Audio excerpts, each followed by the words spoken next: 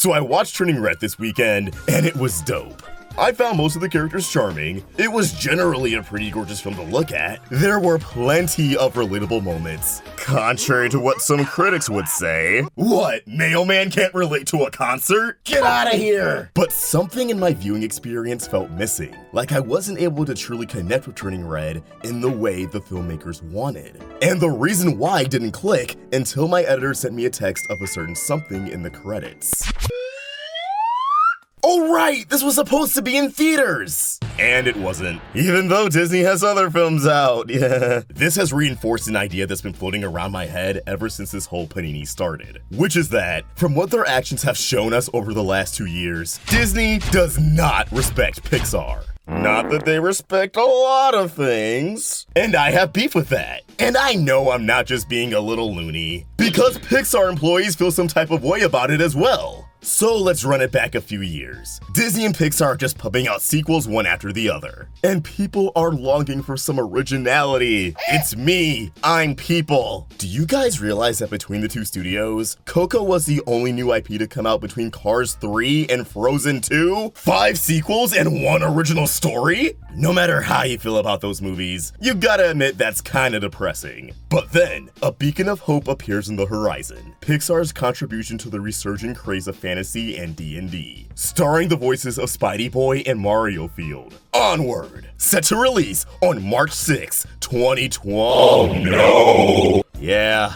you may remember that Onward was a casualty of movie theaters shutting down at the start of the Panasonic. Rising concerns about the virus already hurt the limited time Onward had in the box office, but it was sentenced to a fate of unrecognition the moment theaters began to close their doors. But not all was lost. With everyone huddled up at home, Disney did parents a solid, freeing them from the shackles of bored, loud children for about 2 hours, by releasing the movie digitally on Disney Plus at no extra cost. Although Onward lost out on a strong theatrical run, fans still got a chance to see the movie as long as they forked over the $7 to subscribe. Nothing is free. This was nice. And because they tried to sell us movies like Black Widow and Moo live action on an upcharge after the fact, getting Onward for free really felt like a gift. Wow, the monopoly is foregoing millions of dollars for us! But then things got immediately sus for me. Over the course of 2020, Disney kept pushing back the release date of Pixar's next film, Soul, a movie a lot of people were actually really eager to see due to its grounded atmosphere, philosophical premise, and older black protagonist. You already know my ass was turned. But as the year came to a close, Disney decided to drop the film on Disney Plus Christmas Day, once again,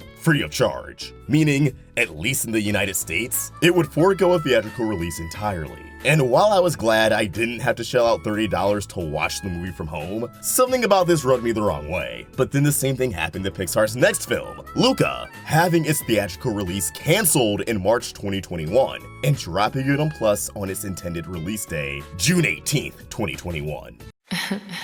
Not again.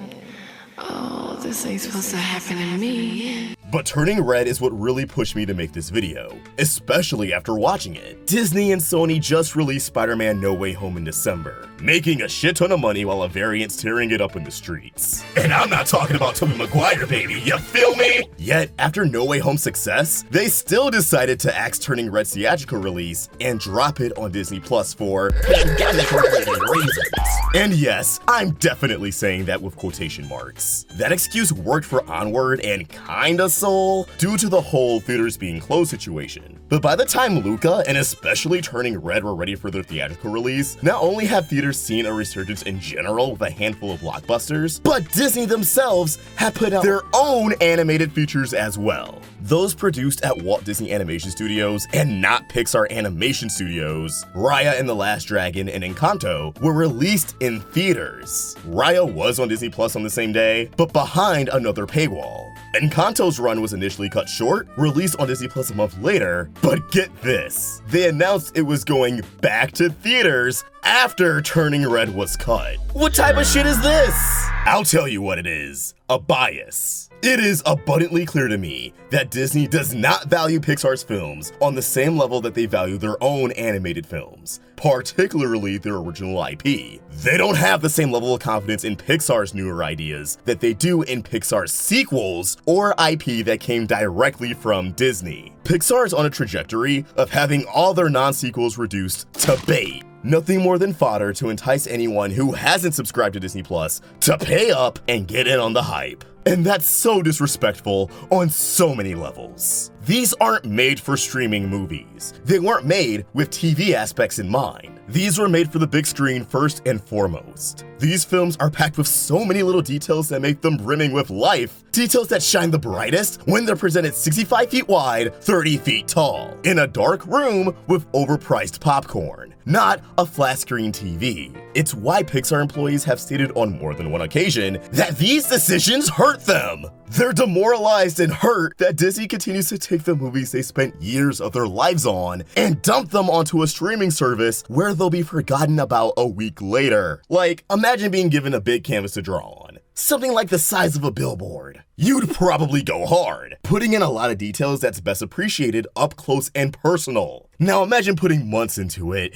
it's looking good, there's so much going on in it, and then whoever gave you the canvas magically shrinks it down to the size of a tiny little frame. Okay, yeah, it still looks pretty, but people aren't gonna be able to recognize as many of the details as they could when it was 50 times the size of their head. And although a consumer won't complain that it's free, you gotta admit, it feels a little condescending that the Walt Disney animation movies have an upcharge, but Pixar doesn't get even half of the fanfare. But don't worry, they'll screen the movie at one location only for a day or two, so they can still nominate it to the Academy. What really bothers me about this is that I feel like these films have become way more personal in the stories being told. Seeking out the chance to reunite with your late father when you don't even remember much about him? Confronting mortality and the existential crisis that comes with it? Having to hide who you truly are from the world around you for your own safety? The trials and tribulations of coming into your own as a person while trying to live up to the role of a perfect daughter and dealing with sudden changes in your body. This is all really good stuff that feels a bit more mature than what's come before because it's coming from an extremely honest and vulnerable place. In a lot of ways, these films come across as a different approach from Pixar. Instead of, what if blank had emotions? They're pivoting more to the territory of Ratatouille or Up, stories that feel like they're about real people who look like me or you of varying ages. Stories that come from the deepest place of one's heart. Those aren't the kind of stories you deprive people of experiencing on the big screen. Those are the kind you embrace by providing the most immersive experience possible. I want to see everything. I want to hear everything. I want to feel all of the emotions being presented to me. And you can only get so far when you're experiencing that for the first time in a format that does not match the intended vision.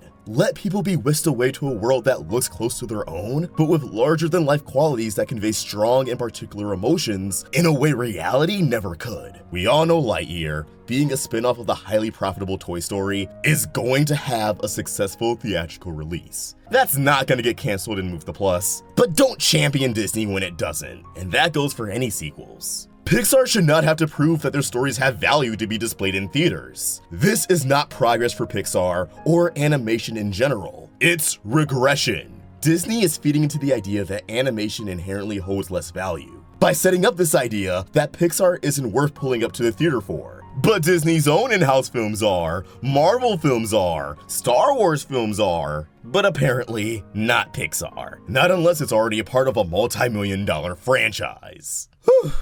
Anyways, the mom from Turning Red was pretty hot.